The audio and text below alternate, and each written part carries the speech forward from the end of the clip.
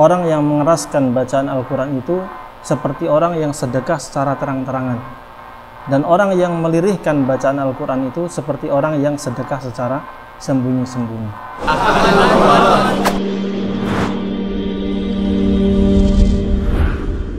Astamta'tum bihi minhunna fa'atuhunna ujurahunna fariidah.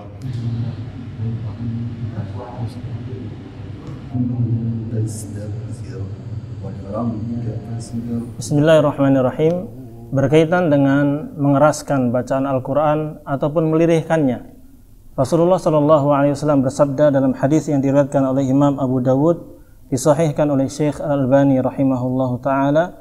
Rasulullah SAW bersabda, "Al-jahiru bil Qur'ani kal jahiri bis sadaqah, wal musirru bil Qur'ani kal musirri bis sadaqah." Orang yang mengeraskan bacaan Al-Quran itu seperti orang yang sedekah secara terang-terangan, dan orang yang melirihkan bacaan Al-Quran itu seperti orang yang sedekah secara sembunyi-sembunyi.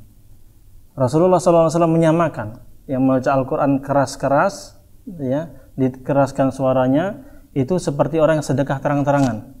Pertanyaannya, boleh tidak sedekah terang-terangan? Jawabannya boleh. Allah Subhanahu wa taala berfirman dalam surah Al-Baqarah, "In tubdus shadaqat fa ni'mahi." Jika kalian menampakkan sedekah secara terang-terangan, ya, kalian sedekah di depan orang, banyak orang Anda sedekah, mentraktir teman-teman dan lain sebagainya, fa ni'mahi. Itu bagus sekali, baik sekali. Tapi wa in tukhfuha wa tu'tuhal fuqara fa huwa khairul lakum. Kalau kalian mau menyembunyikan sedekah kalian, tidak terlihat oleh orang, kalian berikan sedekah itu kepada orang fakir, miskin, maka itu lebih baik bagi kalian. Yakni tergantung pada kondisinya masing-masing.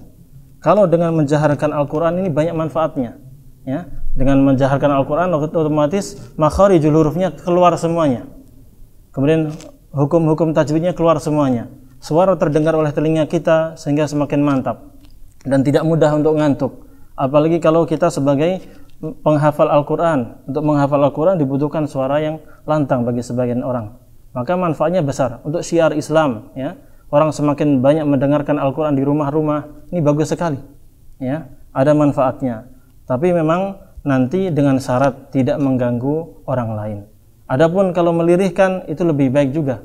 Dengan melirihkan membaca Al-Quran mungkin lebih khusyuk bagi sebagian orang, atau lebih menjaga diri dari riya agar tidak mengganggu orang sedang tidur, seperti itu.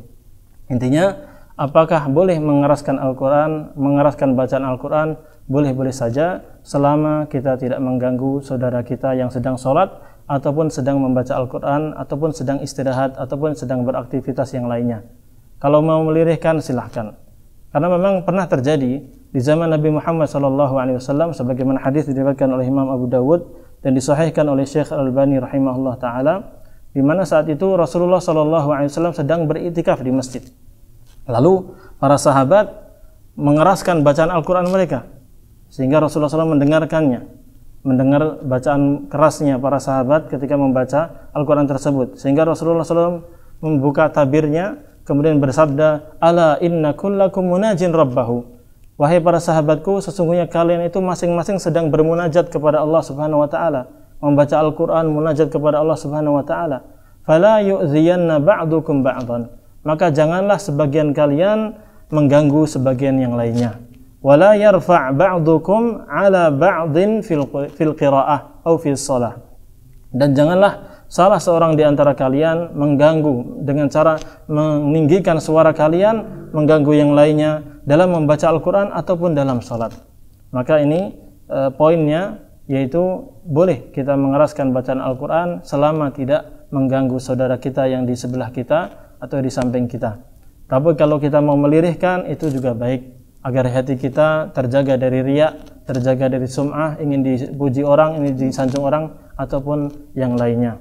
Demikian ma'asyiral muslimin rahimani wa rahimakumullah, semoga bermanfaat. Wassalamualaikum warahmatullahi wabarakatuh.